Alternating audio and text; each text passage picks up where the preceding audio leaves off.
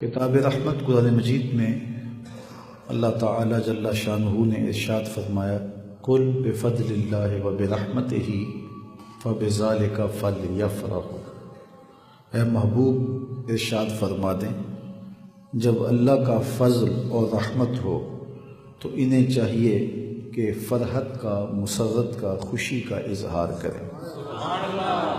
جب بھی کوئی فرحت و راحت کی خبر پہنچے، جب کوئی خیر کا پیغام آئے، جب کوئی نعمت نصیب ہو، کوئی فضل و رحمت نصیب ہو، تو قلب میں اس کی فرحت، اس کے اثرات ضرور مرتب ہوتے ہیں، اور اس کے اظہار کے مختلف طریقے انسان اختیار کرتا ہے، اور یہ انسان کی طبع ہے۔ جب خوشی ہوتی ہے تو اس کے چہرے سے محسوس ہوتا ہے کہ یہ خوش ہے، اور جب وہ دکھی اور غم زدہ ہوتا ہے تو اس کا چہرہ بتا دیتا ہے کہ یہ دکھی اور غم زدہ ہے۔ اب اس مسرت اور اس فرحت کا اظہار ہم اپنی زندگی میں، عملی زندگی میں مختلف پیراؤں سے، مختلف ذرائع سے کرتے ہیں۔ اللہ اولاد جیسی نعمت عطا کرے، بیٹا ملے تو مٹھائیاں بانٹ کر کے اس کی خوشی کا اظہار کرتے ہیں، اور اگر ہمیں اور کوئی خوشی اور مسرت ملے تو اس کا بھی اظہار کیا جاتا ہے۔ اور شریعت میں کسی بھی مسرت اور کسی بھی خوشی کے ملنے سے جو مشروع طریقہ ہے، جو شریعت میں محمود ذریعہ ہے اور ناجائز نہیں ہے، اس طریقے سے اظہار فرحت کیا جا سکتا ہے۔ آپ کو کوئی خوشی ملتی ہے تو آپ روزہ رکھ لیں، اللہ کا شکرانہ ادا کریں، نوافل کی کثرت کریں، اللہ کا شکر ادا کریں، اس نعمت پر اپنے قول سے، عمل سے، رویے سے شکریہ ادا کریں، اپنے دوستوں کو کھانا کھلائیں، اپنے دوستوں کی دعوت کریں، لوگوں میں، غرباء میں، مساکین میں کچھ بانٹ دیں۔ بہت سارے طریقے ہیں مسرتوں کے اظہار کے، اور مختلف خوشیوں کے مواقع پر مسرتوں کے اظہار کے مختلف طریقے بھی ہمیں بتائے گئے ہیں۔ بیٹا پیدا ہو تو عقیقہ کرنے کی تلقین کی گئی ہے، یہ مسرت کے اظہار کا ایک ذریعہ ہے۔ اسی طرح آپ شادی کرتے ہیں تو ولیمہ کرنے کی تلقین کی گئی ہے، ولیمہ بھی مسرت کے اظہار کا ایک ذریعہ ہے۔ لیکن اس کے علاوہ بھی اگر کوئی مشروع طریقہ ہو، شریعت اس پر قدغن نہ لگاتی ہو، اس کی ممانعت موجود نہ ہو، تو اس کو بھی اختیار کیا جا سکتا ہے۔ اللہ نے آپ کو بیٹا دیا ہے، عقیقہ بھی کریں، لیکن آپ مٹھائی بھی بانٹ دیں، آپ غرباء کو صدقہ و خیرات بھی کریں۔ اس خوشی میں آپ کسی سے قرض لینا ہے تو اس کو معاف کر دیں۔ اللہ نے اولاد دی ہے تو اس خوشی میں اور بھی بہت کچھ کیا جا سکتا ہے۔ امر خیر کے زمرے میں آنے والی ہر شے آپ کر سکتے ہیں۔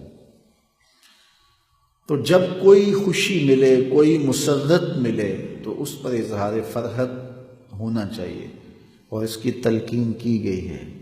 یہاں فرمایا ہے اللہ کا فضل اور اس کی رحمت ملے تو انہیں خوشی کا اظہار کرنا چاہیے، انہیں فرحت اور مسرت و بشاشت کا اظہار کرنا چاہیے۔ اور میں کہتا ہوں اگر کوئی رحمت ملے تو خوشی کرنی چاہیے، اور اگر رحمت للعالمین مل جائے تو کوئی فضل ملے تو خوشی کرنی چاہیے، اور اگر فضل کبیر مل جائے تو حضور علیہ السلام کی صورت میں ہمارے اوپر جو انعام ہوا، میں کہتا ہوں ساری زندگی اس پر ہم شکریہ ادا کرتے رہیں، حق کے شکر پھر بھی ادا نہ۔ اور یہ اتنی بڑی نعمت ہے، اتنی بڑی نعمت ہے، ہمارے وجود بھی حضور کی برکت سے قائم ہے۔ ہم معرض وجود میں نہ آتے اگر حضور تشریف فرما نہ ہوتے۔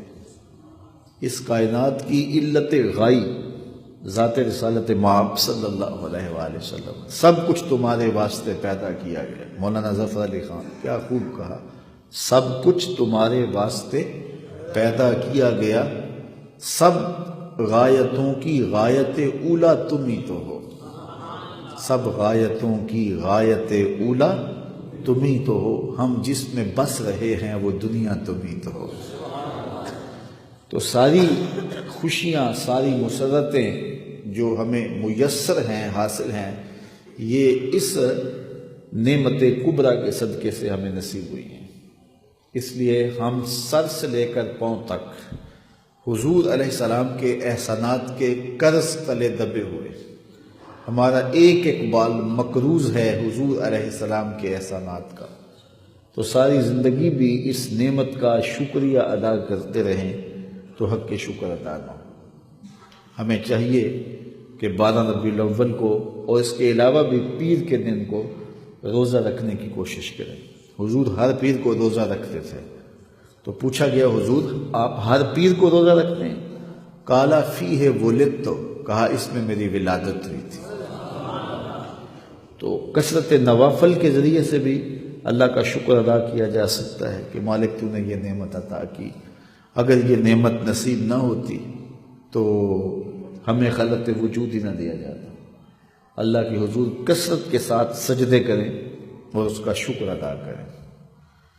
باقی مجالس کے ذریعے حضور کے ذکر کی محافل کا انعقاد کرنا یہ بھی مشروع ہے۔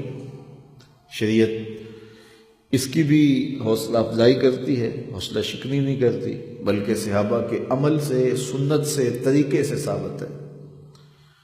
مختلف کتب حدیث میں روایت ہے، صحابہ میں بھی ہے، حضور تشریف فرما تھے حجرہ انور میں، اور صحابہ مسجد نبوی کے ایک گوشے میں بیٹھ کے مجلس کر رہے تھے۔ حضور تشریف لائے اور فرمایا ما اجلسکم، صحابہ کیوں بیٹھے ہو؟ تمہارا مقصد جلوس کیا ہے؟ اس جلسے کا انعقاد کیوں کیا ہے تم نے؟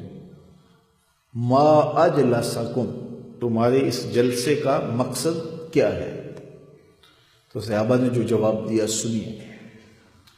صحابہ نے عرض کی جلسنا نذکر اللہ ونحمدہ علی ما ہدانا للاسلام ومن علینا بک، ہمارے بیٹھنے کا مقصد یہ ہے کہ ہم اللہ تعالیٰ کی حمد بیان کر رہے ہیں، اس کا شکریہ ادا کر رہے ہیں اس بات پر کہ اس نے ہمیں ہدایت اسلام دی ہے، اس نے ہمیں ہدایت اسلام دی ہے اور آپ کی صورت میں ہمارے اوپر احسان کیا ہے۔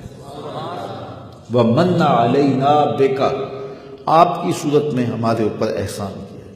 حضرت حسان بن ثابت رضی اللہ تعالی عنہ کی الگ سے بولی سننا چاہو تو ان کے لفظ یہ ہیں مَنَّ عَلَيْنَا رَبُّنَا أَن بَعَثَ فِينَا مُحَمَّدًا صلی اللہ علیہ وسلم، ہمارے رب نے ہمارے اوپر احسان کیا ہے کہ ہمیں حضور عطا کر دی۔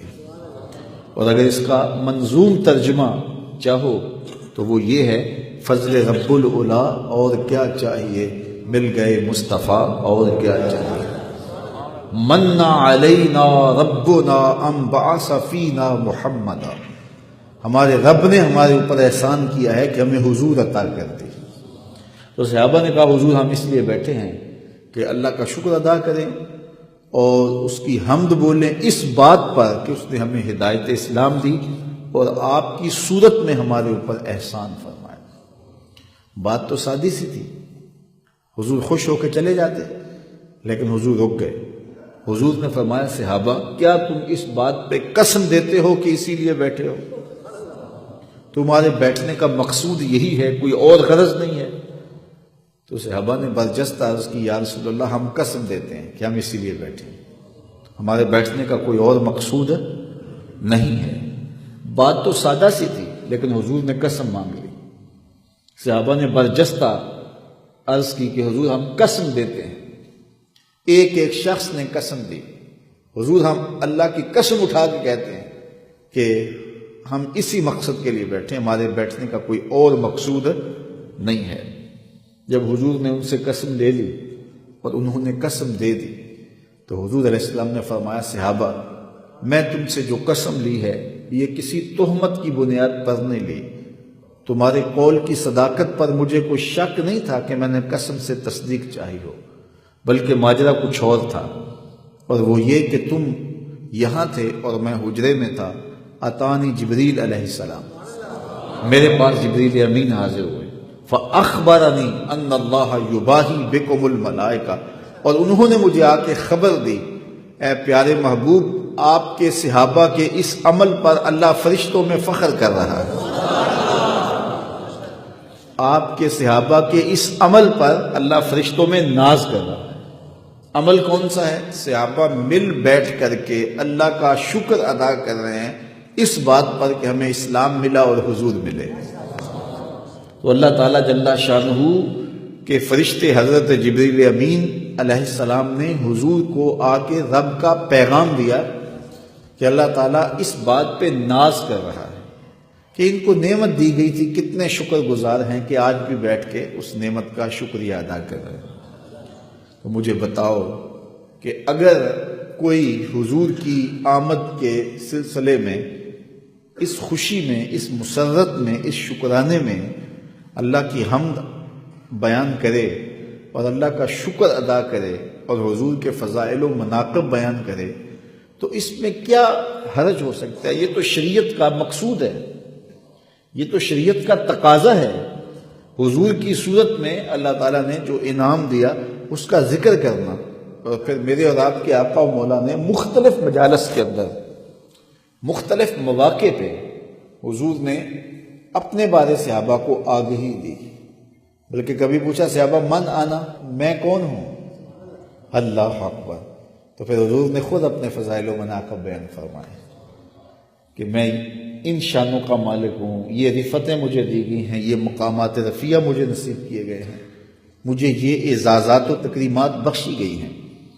تو حضور علیہ السلام کے ذکر کی محافل کا انعقاد کرنا، مجالس کا انعقاد کرنا، یہ شروع سے اہل اسلام میں مشہور رہا ہے۔ ملا علی قاری علیہ رحمہ المولد الروی کے اندر لکھتے ہیں کہ لا زال اہل الاسلام یحتفلون بشہر مولد النبی صلی اللہ علیہ وسلم، اہل اسلام کا شروع سے یہ طریقہ رہا ہے کہ وہ حضور کے میلاد کے موسم میں، میلاد کے مہینے میں کثرت کے ساتھ محافل کا انعقاد کرتے ہیں۔ یہ شروع سے اہل اسلام میں طریقہ رہا ہے، اور پھر جس سے جو میسر ہے، حضرت شاہ ولی اللہ محدث دہلوی علیہ رحمہ فرماتے ہیں کہ میرے والد شاہ عبد الرحیم محدث دہلوی ہر سال حضور کا میلاد کیا کرتے تھے اور جی بھر کے خرچ کیا کرتے تھے۔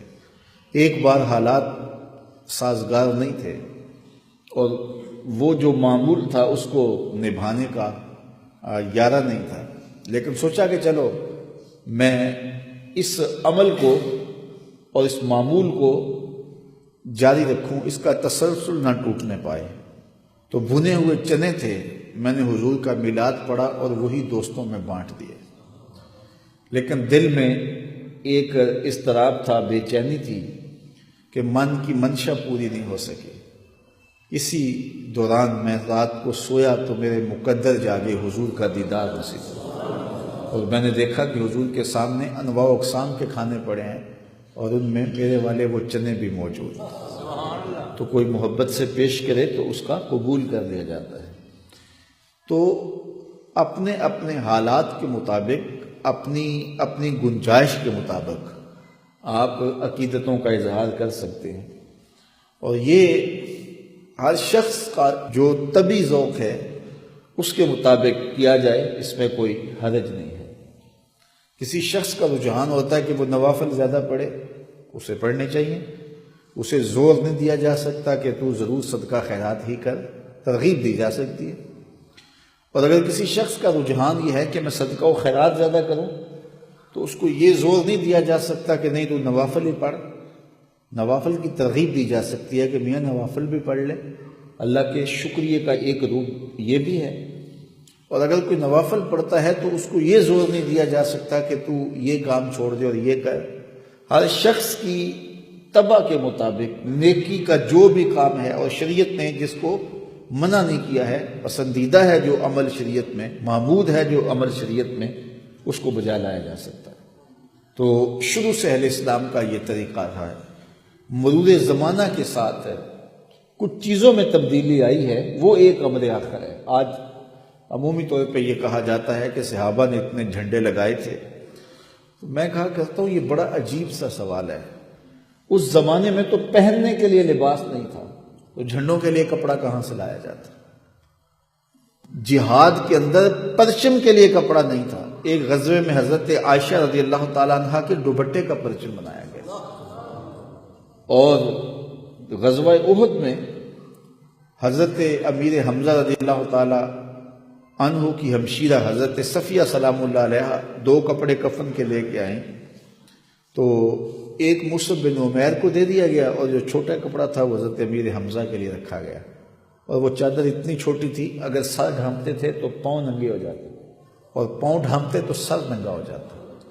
تو فرمایا اس سے سر ڈھانپ دو اور اس کا نامی گھاس پاؤں پہ ڈال دو۔ یا اس وقت کفن کے لیے کپڑا نہیں تھا، تو جھنڈوں کے لیے کپڑا کیسے لایا جاتا؟ تو وقت کی بات ہوتی ہے نا۔ پھر مختلف ادوار میں مختلف تقاضے ہوتے ہیں، حالات ہوتے ہیں، اس کی مطابقت کے اندر ہی ہوتا ہے۔ تو یہ ایک عجیب سی بات ہے۔ کوئی کہے کہ صحابہ نے تو جنگیں تلواروں سے لڑی تھی، تیروں سے لڑی تھی، تو تم یہ ٹینک اور توپیں کہاں سے لے آئے ہو؟ تو یہ اس کی فضول بات ہوگی۔ تو ہر دور کے اپنے تقاضے ہوتے ہیں۔ کسی زمانے میں آپ کو یاد ہوگا کہ کسی کے گھر میں بچہ پیدا ہوتا تھا تو وہ دروازے پر پتے باندھ دیتا تھا۔ اس دور کی جھنڈیاں یہی تھیں، اور اس وقت شکر یا گڑ بانٹا جاتا تھا۔ اب جو ہے وہ مٹھائیاں رنگا رنگ تقسیم کی جاتی ہیں۔ تو اب کوئی کہے کہ نہیں جو ہے وہ چھہارے بانٹے جائیں، تو میاں ہر دور کا ایک اپنا تقاضا ہوتا ہے، لیکن روح کیا ہے وہ ایک ہونی چاہیے۔ شریعت میں اس کی ممانعت نہیں ہونی چاہیے۔ تو مسرت کے اظہار کے جو بھی مشروع اور جائز طریقے ہیں، ان کے ذریعے سے خوشی کا اظہار کیا جا سکتا ہے، اور ہر شخص اپنی گنجائش اور حالات کے مطابق کر سکتا ہے۔ کوئی قدغن نہیں ہے شریعت کی جانب سے کہ تم یہ کچھ کرو اور یہ کچھ جو ہے وہ تم نے کیوں نہیں کیا ہے۔ تو ہمیں حضور کی آمد کی خوشی میں اپنی مسرتوں کا اظہار اپنے عمل سے، اپنے رویے سے، اپنے طرز زندگی سے کرنا چاہیے۔ اور سب سے بڑی بات یہ ہے کہ ہم حضور کی آمد کے مقصد کو سمجھیں، مقصود کو سمجھیں، حضور جس لیے تشریف لائے ہیں، اور آقا کریم کی سیرت کو اختیار کرنے کا عزم کریں۔ 12 ربیع الاول تجدید عہد کا دن ہے۔ اس دن ہم اپنے آقا و مولا سے عہد کریں کہ آقا کریم ہم ساری زندگی آپ کے نام پہ گزاریں گے، جئیں گے تو آپ کے لیے، مریں گے تو آپ کے لیے۔ یہ تجدید عہد کا دن ہے۔ حضور کے نام اپنے آپ کو لگانے کا عہد کریں، اور اپنی ساری زندگی حضور کے قدموں میں نچھاور کرنے کا عہد کریں۔ حضور کے دین کو اختیار کرنے اور حضور کے دین کا جھنڈا پوری دنیا تک پہنچانے اور پوری دنیا پر لگانے کا عزم کریں۔ حضور کے دین کی دعوت کو لے کر کے نکلنے کا عزم کریں۔ یہ تجدید عہد کا دن ہے، اور ہم اپنے دل سے یہ عہد کریں، اپنے آقا و مولا کے ساتھ یہ عہد کریں کہ ہم ساری زندگی آپ کے نام لگا دیں گے، اور زندگی کا ایک ایک گوشہ اور ایک ایک کونا شریعت کے نور سے منور ہوگا، اور صرف ہمارا میلاد جھنڈیوں تک محدود نہ رہ جائے، ہمارا میلاد جھنڈوں تک محدود نہ رہ جائے، ہمارا میلاد حضور علیہ السلام کی محبتوں کے تمام تقاضوں کو پورا کرے، حضور کے پیار کے تمام تقاضوں کو پورا کرتا دکھائی دے۔ میں کہا کرتا ہوں کہ بازاروں پر تو جھنڈیاں لگا لیں، کوچہ و بازار کو تو زیبائش و آرائش سے مالا مال کر لیا، اور آپ نے اپنے گلیوں کی صفائیاں بھی کر لیں۔ میں نے دیکھا ہے میلاد کے موسم میں بچے نالیاں بھی صاف کر رہے ہوتے ہیں، اور یہ بڑی اچھی بات ہے، لیکن میں کہتا ہوں کہ گلیوں کا گند تو صاف کر لیا، ذرا جھاڑو لے کے دل کی گلیوں کا پھیرا بھی لگاؤ۔ حسد، حقد، کینے، نفرتوں کے ڈھیر دل میں پڑے ہوئے ہیں، ذرا ان کو بھی نکالو۔ اپنے مکانوں کی چھتوں پہ تو چراغاں کر لیا، لیکن دل کی گلیوں میں کہیں اندھیرا نہ رہ جائے۔ اپنے گھروں میں اور کوچہ و بازار میں تو جھنڈیاں لگا لیں، دل کی ایک ایک پرت پہ نام محمد کی جھنڈی لگائیں، اور حضور کا نام اپنے نہا خانہ قلوب میں لگائیں، سجائیں، آراستہ کریں اور پھر حضور کا میلاد منائیں، پھر دیکھنا کہ اس کی کیفیات باطن کیا آپ کو نصیب ہوتی۔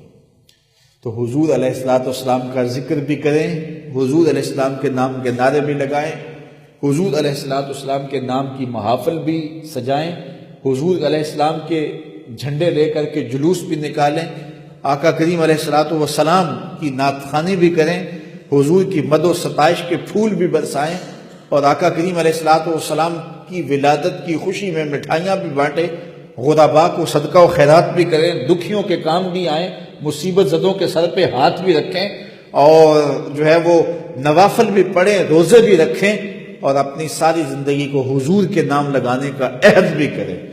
یاری لا تو پاک نبی سنگ اے پر پوری یاری، پھر درود قبول ہے تیرا لکھ نالوں ایک واری۔ تو اپنی ساری زندگی ہم حضور کے نام لگانے کا عہد کریں۔ اور میں کہتا ہوں کہ میلاد کا موسم نئی نسل میں حضور کا پیار منتقل کرنے کا ایک مؤثر ذریعہ ہے۔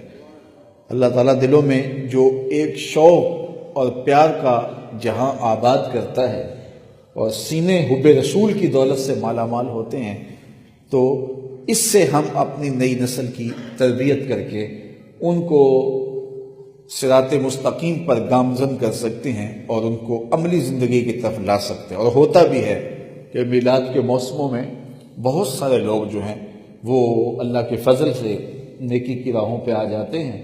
یہ میرا ذاتی تجربہ ہے کہ لوگ محافل میلاد میں آتے ہیں، ان مجالس میں آتے ہیں، اور پھر ان کی دل کی دنیا بدل جاتی ہے، اور یہ لازمی نتیجہ ہے محفل میلاد کا۔ ہاں، اگر میں محافل میلاد کو اپنی کمائی کا ذریعہ بنا لوں تو اس کے کچھ نتائج پیدا نہ ہو رہے ہوں تو یہ قصور میرا ہے۔ میں محافل میلاد کے ذریعے سے حصول زر مقصد زندگی بنا لوں تو اس سے نتائج پیدا نہ ہوں تو یہ ایک میرا قصور ہو سکتا ہے۔ باقی حضور کا میلاد تو نور بانٹتا ہے، حضور کا میلاد تو روشنیاں بانٹتا ہے، اور میلاد پر مسرتوں کا اظہار کرنے والے، خوشیاں کرنے والے محروم نہیں رہتے۔ ابو لہب نے لونڈی کو آزاد کیا تھا، اور نبی سمجھ کے آزاد نہیں کیا تھا، بھتیجا سمجھ کے آزاد کیا تھا۔ جب اس نے خوشخبری دی کہ تیرے مرحوم بھائی کے ہاں بیٹا ہوا ہے تو اس نے انگلی سے کہا جا تو آزاد ہے۔ تو ابو جہل ساری زندگی حضور کی مخالفت بھی کرتا رہا۔ مرنے کے بعد حضرت عباس رضی اللہ تعالیٰ عنہ کو خواب میں ملا، اور انہوں نے پوچھا بتا کیسی گزر رہی ہے؟ حضور علیہ السلام کی ساری زندگی مخالفت کرتا رہا، اب قبر کے حالات سنا، کہنے لگا مخالفت بہت مہنگی پڑی، عذاب میں مبتلا ہوں، لیکن جب پیر کا دن آتا ہے تو جس انگلی سے لونڈی کو آزاد کیا تھا اس سے ٹھنڈا اور میٹھا مشروب بھی ملتا ہے اور عذاب میں بھی کمی واقع ہوتی ہے۔ شارح مسلم امام نووی علیہ رحمہ کے استاد امام ابو شامہ علیہ رحمہ فرماتے ہیں، جب ایک کافر جس کی مذمت میں قرآن اترا ہے اور جس کے کفر میں شک نہیں ہے اس کو بھی اس کا کچھ فائدہ پہنچا، تو جو موحد اور مومن حضور کے میلاد پر خوشی کا اظہار کرے گا اللہ اس کو کتنا عطا کرے گا۔ دوستاں را کجا کنی محروم تو کے بعد دشمنہ نظر داری، جب تو دشمنوں کو اتنا دے رہا ہے تو پھر دوستوں کو کتنا کچھ عطا کرے گا۔ تو یہ تو ایک ذریعہ ہے اپنے آپ کو سنوارنے کا، اپنی آخرت بہتر کرنے کا، اور ہم خام خواب میلاد کے موسم میں آپس میں رج پڑتے ہیں، جلوسوں پر پتھراؤ ہوتا ہے، لڑائی ہوتی ہے، ہم نے گزرنے دینا۔ وہ عجیب بات ہے، وہ میاں یہ کس کا نام لے رہے ہیں؟ یہ تو نام رسول اللہ کا لے کے گزرنا چاہ رہے ہیں، اور آپ راستے میں ڈنڈے پکڑ کے کھڑے ہیں، اس کو گزرنے نہیں دینا۔ تو یہ آپ کیا جواب دو گے کل قیامت کے دن رسول اللہ کے سامنے کہ آپ کا نام لے کے گزرنا چاہ رہے تھے، ہم نے گزرنے نہیں دیا؟ تو یہ عجیب صورتحال ہوتی ہے۔ تو میلاد سے تو امت کی وحدت حاصل کی جا سکتی ہے اور امت کو جوڑا جا سکتا ہے۔ اور جب پاکستان مارز وجود میں نہیں آیا تھا تو بر صغیر پاک و ہند کے اندر جو ہے وہ جلوس نکلتے تھے تو اس میں مختلف مکاتب فکر کے لوگ شامل ہو جاتے تھے کہ ہندوؤں کے مقابلے میں، اور آج بھی یہاں ربوے میں جلوس نکلتا ہے تو جو یہاں مخالفت کرتے ہیں وہاں وہ جلوس کی قیادت کرتے ہیں، نکالتے ہیں جی وہاں ان کے مقابلے میں، مرزائیوں کے مقابلے میں۔ تو مرزائیوں کے مقابلے میں میلاد کا جلوس جائز ہو جائے اور یہاں جائز نہ ہو، اس فلسفے کی مجھے آج تک سمجھ نہیں آئی جو ناجائز اور شرک یہاں ہے تو وہ وہاں بھی ہونا چاہیے۔ اسلام کے معیار کوئی دورے تو ہے نہیں ہے، اسلام تو ایک سیدھا سادہ صاف و ستھرا معیار رکھتا ہے۔ اور پھر دوسری بات یہ ہے، آج یہ کہا جاتا ہے یہ جھنڈے لگانے، یہ جھنڈیاں لگانیاں، یہ سب کچھ کرنا یہ فضول خرچی ہے، اس سے کسی غریب کی شادی کر دی جاتی، کسی بیوہ کی مدد کر دی جاتی، کسی دکھی کے کام آ جایا جاتا۔ اور یہ وہ کہے جس نے ساری زندگی جھنڈا نہ لگایا ہو، ساری زندگی اس نے کوئی فضول خرچی نہ کی ہو، تو پھر بھی اس پہ ہم سوچیں۔ لیکن یہ وہ شخص کہہ رہا ہے کہ جس کا اپنا قائد تنظیم آتا ہے، اپنا قائد آتا ہے، اپنا مولوی آتا ہے، تو وہ جھنڈی بھی لگاتا ہے، اشتہار بھی لگاتا ہے، جھنڈے بھی لگاتا ہے اور استقبال بھی کرتا ہے، اور اس کا جلوس وہاں پل سے لے کر کے آتا ہے، تو وہ کہتا ہے یہ جائز نہیں۔ میاں تیرے مولوی کے لیے جائز ہے اور اللہ کے رسول کے لیے جائز نہیں، تو یہ عجیب سی بات ہے۔ تو اس منافقت کو بدلنے کی ضرورت ہوتی ہے۔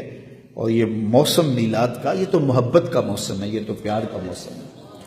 اس وقت امت ٹکڑوں میں بٹی ہے اور امت کو جوڑنے کی ضرورت ہے، اور امت jab بھی جڑے گی نام محمد پہ جڑے گی، یہ واضح میں رکھیں۔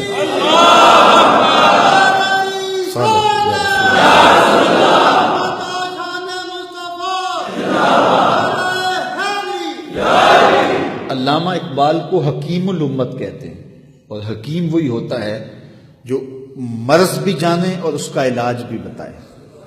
علامہ اقبال نے اس امت کے امراض کی تشخیص بھی کی ہے اور اس کا علاج بھی بتایا ہے، اور اس امت کے علاج جو اقبال نے تجویز کیے ہیں ان میں سے جو مرکزی دوا ہے وہ یہ ہے، قوت عشق سے ہر پست کو بالا کر دے، دہر میں اسم محمد سے اجالا کر دے۔ اقبال کہتے ہیں دنیا میں جب بھی روشنی پھیلے گی اور اندھیرا اور ظلمت چھٹیں گے تو وہ صرف نام محمد کا چراغاں ہی ہے جس سے ظلمتوں کو مٹایا جا سکتا ہے اور روشنیوں کو پھیلایا جا سکتا ہے۔ تو اس نام سے تو ظلمتیں مٹا کر کے روشنیوں کا سامان حاصل کیا جاتا ہے۔ یہ جائے کہ ہم اس نام کی پکار کو روکنے کے درپے ہوں اور عجیب بہم جنگ و جدل کر رہے ہوں، کیا ایک امتی کو یہ زیبا ہے کہ وہ اپنے نبی کے نام کو روکنے کے لیے کوشاں ہو جائے، اس کے اوپر دلائل گھڑتا رہے؟ تو میں اور آپ موسم میلاد میں خاص طور پہ اپنے آقا و مولا کے ساتھ اپنا جو تعلق خاطر ہے اس کا اظہار، میں آپ کو کوئی زور نہیں دے رہا، جس ذریعے سے بھی آپ اختیار کرنا چاہتے ہیں اس کا اظہار کریں، مشروع ہو، شریعت میں جائز ہو، اس کی ممانعت نہ ہو۔ باقی وہ مٹھائیاں بانٹیں، وہ رس گلے بانٹیں، وہ جھنڈیاں لگائیں، وہ چراغاں کریں، عقیدتوں کا اظہار کریں، نوافل کی کثرت کریں، صدقہ و خیرات کریں، وہ روزہ رکھ کر کے کثرت سے درود پڑھ کے اور آقا کریم علیہ السلام کے نام کی محافل و مجالس کو منعقد کر کے عقیدتوں کا اظہار کر کے آپ اپنی محبتوں اور اپنی الفتوں کے ذریعے سے حضور کے نام کی دعائی دیں۔ باقی یہ نام، یہ ذکر میرا اور آپ کا محتاج کب ہے؟ اس ذکر کا جھنڈا تو میرے رب نے اونچا کیا ہے، وَرَفَعْنَا لَكَ ذِكْرَكَ۔ اور میں آپ کو ایک اور بات بتاؤں، جب سے ہم نے ہوش سنبھالی ہے ہم نے یہ دیکھا ہے کہ ہر اچھی قدر زوال پذیر ہے، ہر اچھی قدر زوال پذیر ہے۔ میرا تعلق ایک دیہات سے ہے، آپ جانتے ہیں، اور ہم جب چھوٹے ہوتے تھے تو ہم نے دیکھا کہ ایک شخص کی بیٹی پورے گاؤں کی بیٹی ہوتی تھی، ایسا ہی تھا نا؟ اور اب جس کی بیٹی ہے صرف اسی کی بیٹی ہے۔ حالات کہاں سے لڑک کے کہاں تک آ گئے۔ تو کتنی اچھی قدریں تھیں جو پامال ہو گئی۔ ہم نے جب سے ہوش سنبھالی ہے ہم یہ دیکھ رہے ہیں کہ اخلاق عالیہ لٹ رہے ہیں، اقدار حسنہ برباد ہو رہی ہیں، اچھی اقدار پامال ہو رہی ہیں، ہر قدر نیچے جا رہی ہے۔ لیکن ہم نے یہ دیکھا ہے، کھلی آنکھوں سے دیکھا ہے، ذکر رسول اوپر جا رہے ہیں، ہر قدر زوال پذیر ہے اور ذکر رسول عروج پا رہا ہے۔ کیوں؟ ہر اچھائی تو زوال کو جا رہی ہے لیکن یہ اچھائی عروج کو جا رہی ہے۔ کیوں؟ اس کا سادہ سا فلسفہ ہے کہ اچھی قدروں کو بحال رکھنا ہماری ذمہ داری تھی جو ہم نبھا نہیں سکے، اور ذکر رسول کا جھنڈا اونچا رکھنا رب کا ذمہ کرم تھا، اور رب نے اپنا ذمہ کرم نبھایا۔ وَلَلْآخِرَةُ خَيْرٌ لَكَ مِنَ الْأُولَىٰ۔ محبوب ہر آنے والی گھڑی تیرے لیے گزری ہوئی گھڑی سے بہتر ہوگی، تو پریشان ہونے کی ضرورت نہیں، ابھی تو اور حضور کا نام بلند ہونا ہے، ابھی تو جھنڈے اور اونچے ہونے ہیں، اور ایک وقت آنا ہے، صحیح احادیث میں یہ خبریں دی گئی ہیں کہ کائنات کی کوئی چھت ایسی نہیں ہوگی جس پہ میرے حضور کے نام کا جھنڈا نہیں ہوگا، رہے گا یوں ہی ان کا چرچا رہے گا، بڑے خاک ہو جائیں جل جانے والے۔ اللہ آپ کو سلامت رکھے، دنیا آخرت کی برکتیں دے۔ اچھا، یہ بات بھی ذہن میں آ جاتی ہے کہ یہ ہر سال ان گھڑیوں میں درود پڑھنے کا کیا فائدہ؟ حضور تو صدیوں قبل اس دنیا پہ جلوہ گر ہوئے تھے، تو یہ لکیر کی کہیں فقیری تو نہیں ہے کہ ہر سال اس لمحوں میں کھڑے ہو کر کے درود و سلام پڑھا جاتا ہے اور میلاد کے موسم میں جو ہے وہ ذکر کیا جاتا ہے۔ یار حضور تو ایک سال آئے تھے، ہر سال تو نہیں آتے۔ تو ہم کہتے ہیں ہاں بالکل حضور ایک سال ہی آئے تھے، جس طرح قرآن نازل تو ایک سال ہی ہوا تھا، لیکن ہر سال جب لیلۃ القدر آتی ہے قرآن تو نہیں اترتا، فرشتوں کو اترنے کی عادت ہو گئی ہے۔ اس لیے حضور تو ہر سال نہیں آتے، لیکن جب سال کے بعد وہ گھڑیاں آتی ہیں رحمتیں اترتی ہیں، انوار پھیلتے ہیں اور ہر سمت جو ہے وہ روشنیاں پھیل جاتی ہیں۔ تو خاص ان لمحوں کے دامن میں کھڑے ہو کر کے ہم حضور کی بارگاہ میں سلام پیش کریں گے۔ اللہ آپ کو جزا دے۔ وآخر دعوانا